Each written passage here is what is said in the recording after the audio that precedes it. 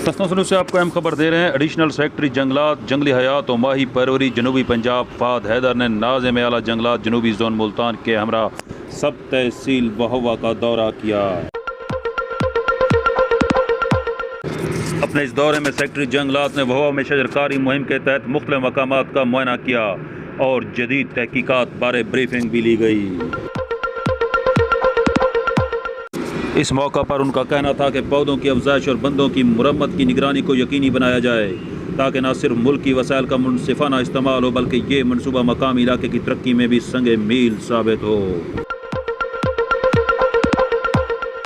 उनका कहना था कि जदीद तरीके से बिलाशुबा शजरकारी से आबी वसाइल की कमी के शिकार इलाकों में तरक्की और खुशहाली के नए दौर का आगाज़ होगा। इस मौका पर उन्होंने मकामी ज़िम्मेदारों के मसाइल सुने और मुतलका हुकाम को हिदायत जारी की कि इन मसाइल को फौरी तौर पर हल किया जाए। सुहेल शहजाद, तस्तौसा न्यूज़, वहवा।